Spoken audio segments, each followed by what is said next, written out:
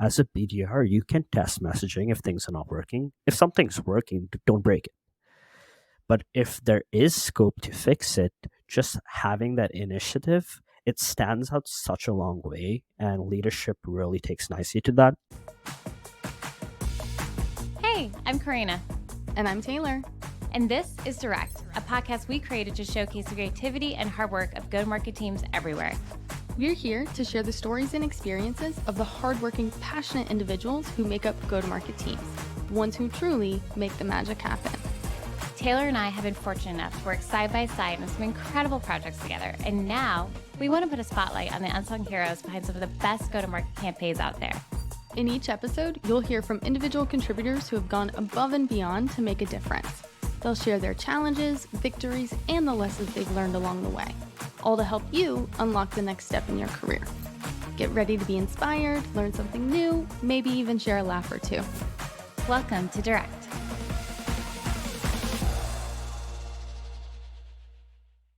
Welcome back to Direct. I am Taylor Young with my incredible co-host Corrina Owens.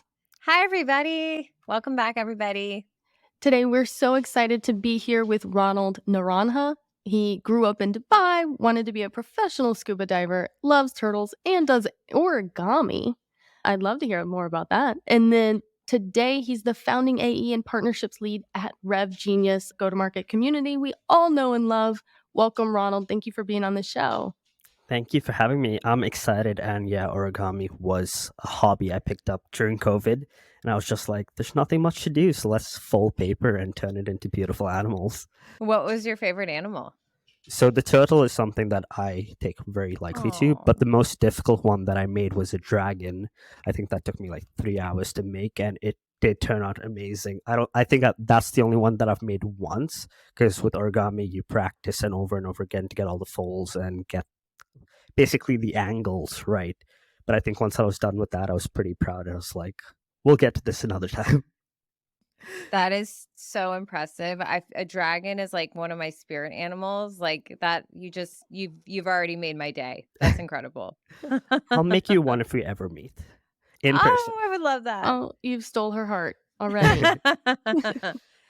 Well, Ronald, we wanted to get kicked off. We're so excited to talk to you about your sales poem, which has gone viral on LinkedIn, and all of the work that you've been doing in regard to that. But first, we always start off with a question, and that is, if you had a magic wand, is there one thing that you would change about your role, your process in the work that you've done, or even your life with that magic wand?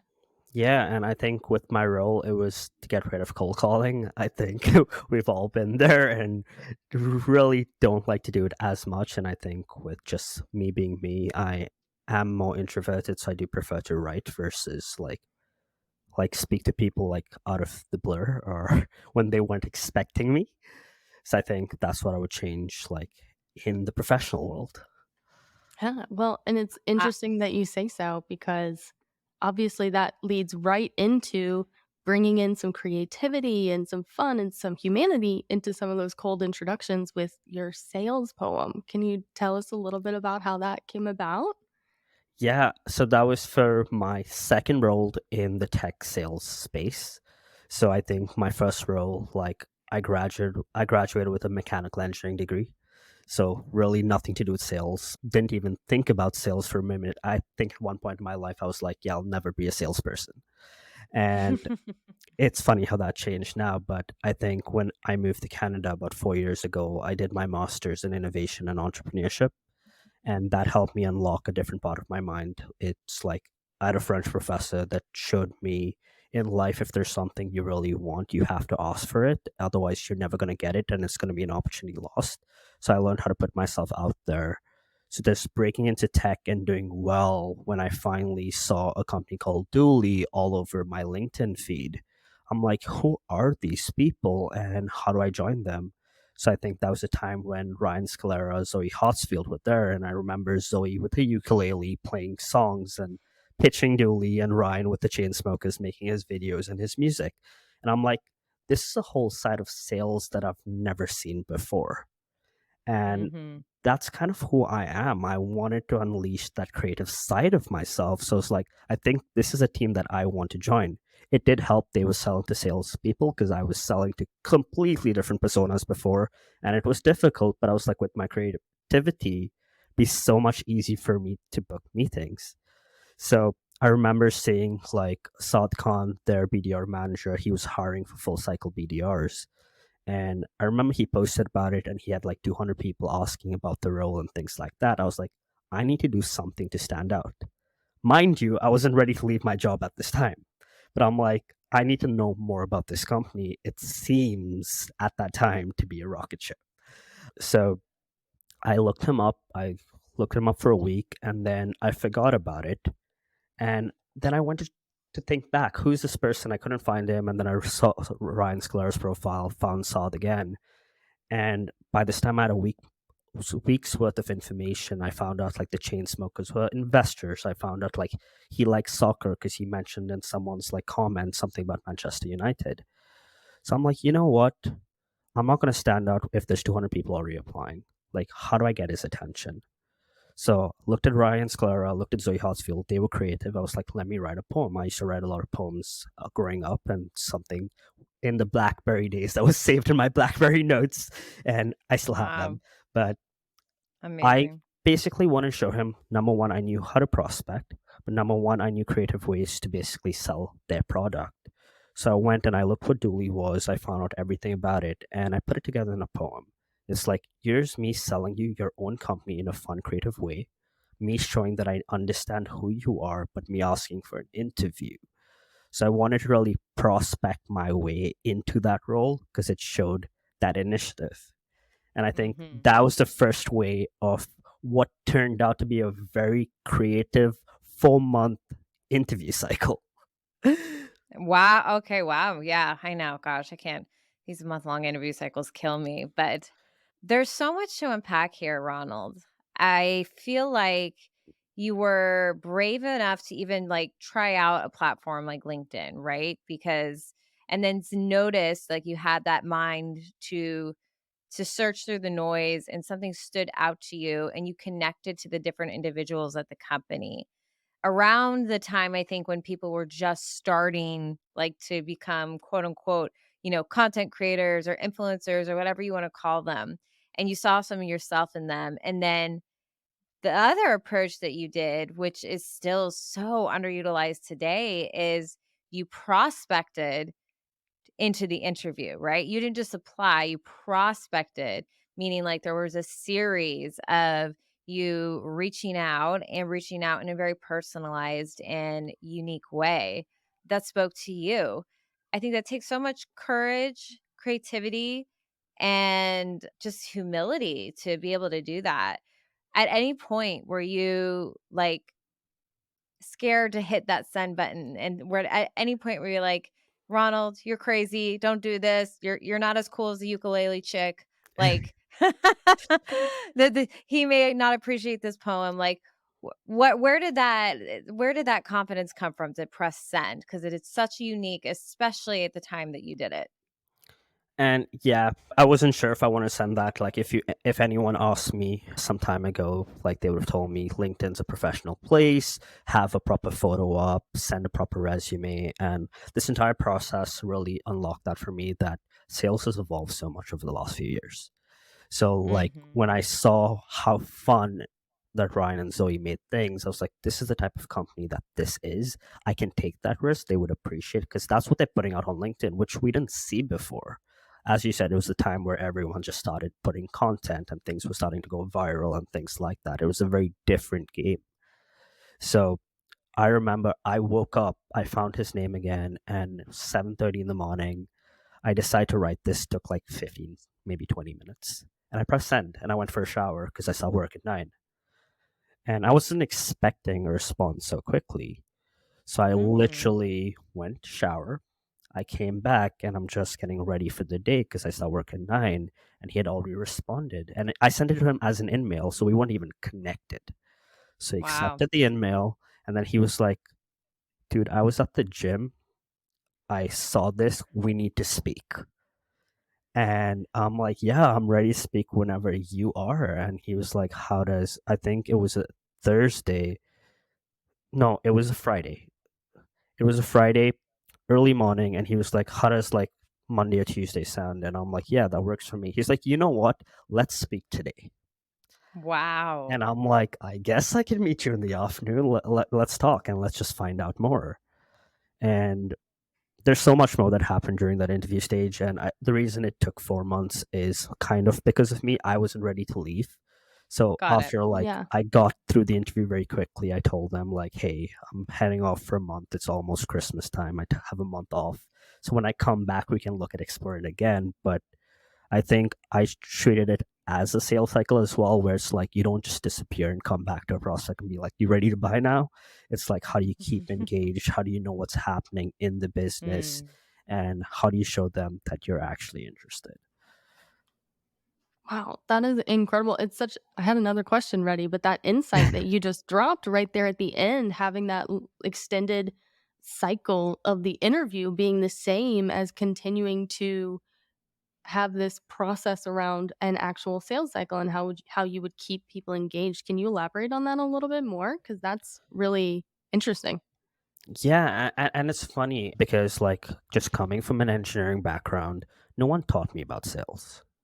And it's something I learned on the fly. Finally, someone gave me an opportunity to break in, and it was through communities, it was through like Google and Reddit that I learned different ways of what people were saying. I didn't even know what BDR meant at one point.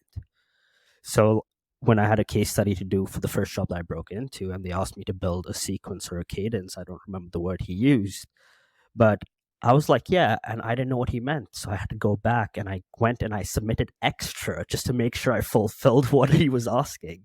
But just going back to that, like, I learned so much across that first job and that first role about sales. And I'm the type of person that always strives to learn more. So if there's something I don't know, like, who can I ask or who can I see that's doing things effectively that I can learn from?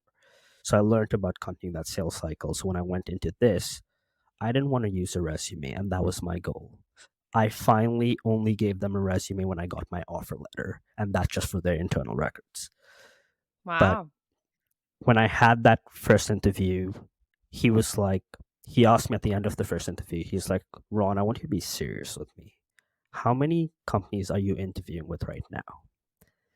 And I'm like, Saad, to be honest with you, zero. I'm not even ready to leave right now. And he's like, I want you on the team. Can you speak to our VP of revenue on Monday? And I'm just like, I'm at the stage right now where I've never left a job before. I wasn't sure what was happening. I was like, is this the right thing for me to do? Because I was getting an AE promotion at the company that I was working at then in a couple of months. And I was like, you know what? Let's just speak to the VP of revenue. I went and I stalked the living heck out of her. And I found out she was on 6 podcasts. I watched every podcast that weekend. I found out she liked Halloween. I found out she liked Moana. And I found out she liked video. I'm like, perfect. Time to show video prospecting. So before that interview on Monday, I went ahead and I took a signboard. And that's the days when video, they told you to use signboards and shake it and all of that. So I wrote one of her favorite Moana songs, and I had that play in the background for the first 10 seconds to make her open the video. And in that, I was like, hey, this is who I am. This is what motivates me. And here's 2 questions that you can ask me in the interview. So when I finally did speak to her, this is not her typical interview. I already threw her off her rhythm. It was more of a natural conversation. It's like, how did you find out this information? I want to show her, for someone that senior, I could break into people like that. I could find out information and I could relate to them. You completely flipped the script, and that is so impressive. Where again, I want to bring that there's so much psychology to this, right? So you shared that you don't come from a sales background, you didn't have a sales background, but really sales is just relationship, right? Like it's building relationships. That's something that you caught on to quickly. What about that like made you understand that it's less to do with making 100 dials a day, it's less to do with sending 12,000 mass email templates. Was there a specific moment other than maybe what you saw with Dooley elsewhere too, where you were like, yeah, sales is not about like one and done templated process. Like this is about relationship and connection. Yeah, and I think I learned that in my first role. Like in 3 months that I was there, I was promoted to team lead, and the reason for that is because I was a rebel. I walked in fresh out of university, and there were 4 the BDRs on the team, and no one had ever hit quota before. Now they were selling to consumer insights people, but they were selling to big companies like Lego and Kellogg and Heineken. And one of my favorite meetings I booked was with the director of fan experience of the Chicago Bulls, and that was exciting. But it's like when I went in, they gave me these templated messages, and they were like, "This is the messaging we send out." And I read them, and I'm like, "I don't speak like this. This is not going to make me open up an email." So I went on the side and I tried my own version, and I went to my head of sales and I'm like, "Is it okay if I do this?" He's like, "I'm not sure. Do it on your own time and figure it out." And literally in 1 month, I had twice the amount of meetings as anyone else on the team. And I was new to sales, so I didn't know what I was doing. So then it went on where I had so much success, and the way I was treating it, I'm like, look at these brands. They're fun brands like Lego, Heineken. They don't want to get templated messages. They want me to be very relevant to them. And from seeing success there, I'm like, you know what? Yes, sales is psychological. The easiest way to break into a person is by putting yourself in their shoes, who they are, and what do you think will make them open something and respond to you and then take a meeting. Like I recently had an email that Josh Braun shared, which was about a pink dinosaur. In any of my sales career or any advice or any workshop you go to, nobody's going to tell you like write an email about a dinosaur and to be so informal in email. When I saw that VP of marketing, I was like, this is something that's going to catch her eye because she had a pink dinosaur in her backyard. It had an Instagram page that I went and stalked, and I found out the name. And then I shared that all in the email to really capture her attention. So just like this whole psychological thing, like if you're writing to someone, if you're trying to call someone, you're trying to break into someone, what do you think they want to hear? If you were in their place, what's something that they'll be like, you know what? This email makes me want to respond to this person, or this call, or like this LinkedIn message. Like this person's put in the work and I appreciate that. And they've actually done their research. Well, those are really just, amazing examples. But I want to hit on what you said, which is that you were a rebel. And Taylor and I's podcast is called Direct for a reason. Throughout our careers, we've been told that, we're too direct. We give feedback too directly, and it is seen as a negative, and we absolutely see it as a positive. And we also are mavericks or rebels as well. And I wanted to ask you, like in today's climate, right? Let's say you're not the Ronald you are today. Let's say you're the Ronald that came out of school, right? Would you feel, or what advice would you give to people that are trying to break into sales, that are being forced with these kind of more archaic ways of doing things, right? Like old playbooks, old templates, 100 dials, mass template emails, first name here, put in one little thing about them liking going to this college there, send them a gift, done. Like that's a personalized, effort. But these individuals, unfortunately, are coming in as, juniors, like that this is maybe their first or second job in sales. And they like your boss said to you, he said, you know what, do it on your own time. I don't want it to be part of our process. What advice would you give to these individuals that are younger, that were the young Ronald coming into sales, to have the confidence to present to leadership that maybe the metrics they're trying to measure them on may be useful, but there may also be another way to try and break into and tap into this? How would you advise them on talking to leadership about trying different strategies with sales? I think it starts by learning how to speak to my mother about different things. Just growing up, like going to Catholic school, my hair had to be a certain length. I couldn't have piercings, things like that. And then eventually, I remember there was I wanted long hair for there was a period of my life where I wanted long hair, and my mother was like, you know what, when you finally finish high school, you can have long hair because then nobody cares anymore, or things like that.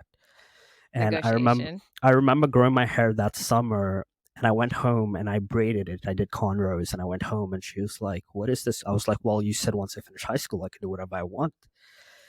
And then just I got my ears pierced during that time, and I was in the Middle East, so I grew up in Dubai, and it's it was difficult over there because people were like, no, people won't take you seriously with your piercings and whatever.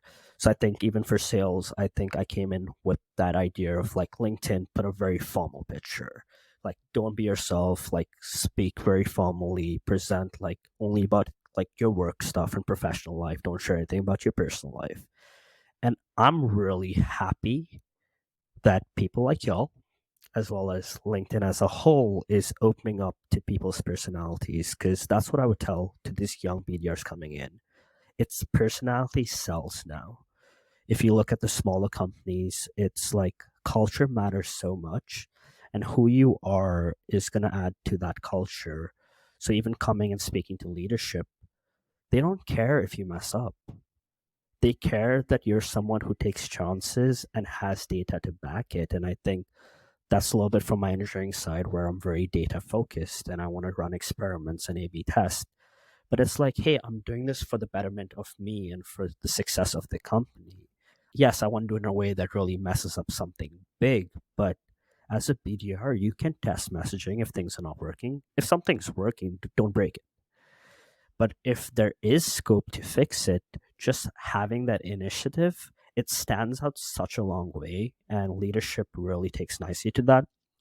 Because to be honest, half the leadership I know out there doesn't know what they're doing. As well as in tech, the turnover is so high, they might have been leaders at a different size company that had a better product. So they just went riding that wave and they finally moved to something else that's brand new and they haven't done. So their strategies are not going to work there. So now they're Mhm. open to listening to different ideas because what they've seen work before hasn't worked now. And I love that you shared that story with us because it resonates so well, obviously, to Corrina and I as well, because we have just, in a similar way, I feel like my whole like professional career has taken a similar pivot as yours has, and recognizing and realizing that being your authentic self gets so much more traction than trying to be what is expected of you. I had crazy colored hair all through college, and right before graduation day I felt like I had to go back to brown in order to get work, and stayed that way for many years until the pandemic, when, everyone was virtual and guys were like growing out their beards and they're not wearing suit jackets and button up shirts during the like in the Zoom meetings, and I was like, I'm going to get pink hair. That's what's going to happen.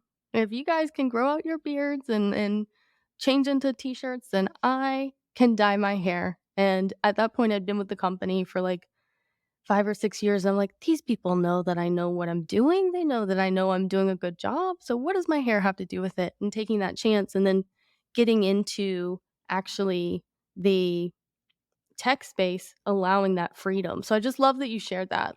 But I did want to ask a little bit more about those success metrics, the data. You had such a great point there at the end.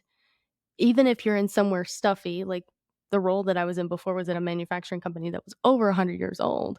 So trying something like that, like a sales poem, or getting really into understanding someone and being super personal about their pet, their school, their ambitions, the things that they like online, can be kind of scary for these companies that really toe the line.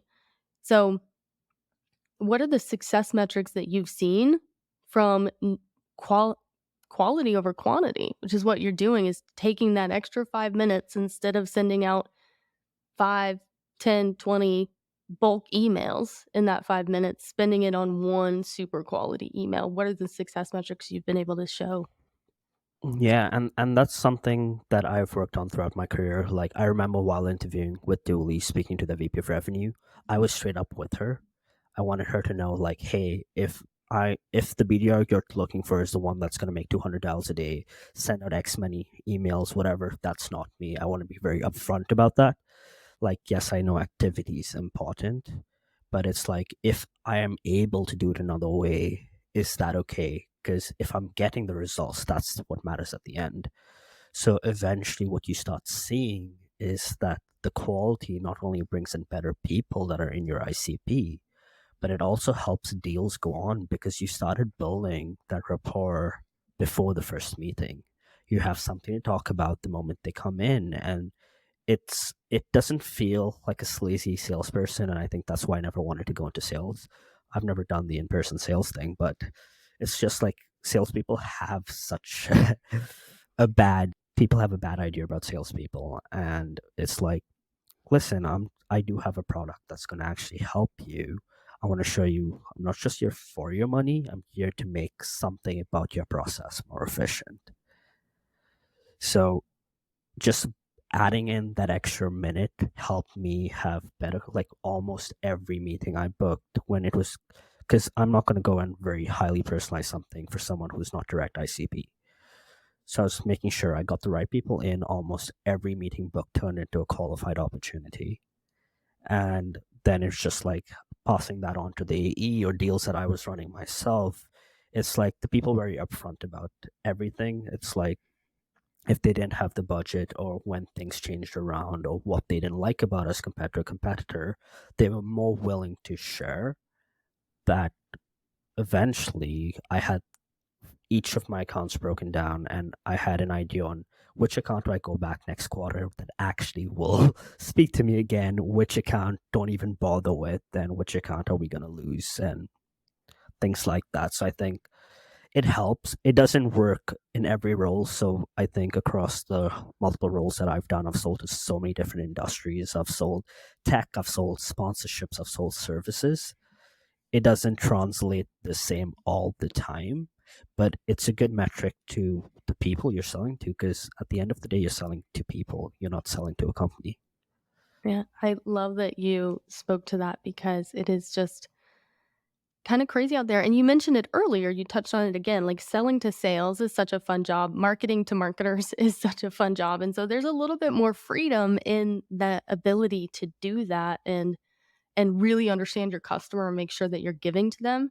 And I'm super impressed that not only are you improving the immediate response rates, but through the life cycle and the relationship with that customer, they're being more honest, they're being more open, they are being more human because you approached that initial touch point with being so incredibly human.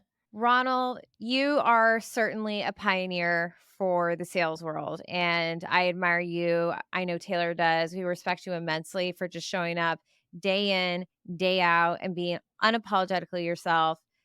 Before we wrap this to a close, there was a question I wanted to ask you because before we spoke and recorded, we had heard a couple of weeks ago that you had the pleasure of surprising your partner with Swifty tickets. So I wanted to recall back to that and see how amazing was that experience. We literally got to Nashville, 14-hour drive, and that's the night of the thunderstorm and the rain. It's the night we had the tickets. So Taylor Swift got delayed 3 hours, and it was an Wow. open air stadium, and there was thunder, lots of thunder, and it's metal bleachers. So they literally had to move everyone for 3 hours, like into different small rooms. But she did come on, she did perform, and she was singing in the rain, and it was incredible. The food was Oh also my amazing. God. I'm jealous. Wow. I'm so jealous. I've watched all the TikToks and the clips. That was an unbelievable, unforgettable show. I can't believe you guys were there. Like we were But you were there in such a cool, scary, unique way as well. it's like, is it gonna get cancelled? Is it not? Like, we just drove 14 hours for this. I can't even imagine. Yeah. Well, okay. Just wanted to make sure we revisited that. Thank God you and Taylor were safe. Clearly, Taylor Swift is a just goddess to her fans for just making it work because, yeah, I would have probably not gotten over that for a long time. Okay. So, Ronald, let's revisit with our first question we asked you. If you had a magic wand, what would you change about your work life? And you said get rid of cold calls. And I am plus wanting 1,000 that. Um, and I think you've kind of given our listeners a way that they can do that. And it's somewhat of like a checklist or a template about how to prove out that by bringing your whole self to work in sales and really valuing and recognizing the person on the other end that's going to receive your outreach in whatever form, that you recognize and respect and see their whole selves, that's maybe the way to eliminate cold calls and back it up with some data. Would you agree? I would, and I think from this conversation, what I've taken away and what I would say to that, it's not just like get rid of cold calls. It's how do you be direct with your personality and what's true to you and focus on what you're good at. Because there can be people out there who love the phones, and I have colleagues in the organizations I was working that was phone heavy. If that is your style and that's working for you, push that forward, and that's the only way you're going to have fun with what you're doing, and you're going to enjoy selling that without like burning yourself out trying things you're uncomfortable with. Right. So don't push somebody out of their element. Allow them to be their best selves, even if it looks different from one salesperson to the next. And in sales, they're going to tell you as long as you have data to back it up. But hopefully, there's Correct. one thing that sticks out. Yes. Well, Ronald, thank you. You have been such an inspiration. I see you as somebody that is just fully themselves day in and day out. And that's an inspiration for me because I try to show up that way. I know Taylor does too.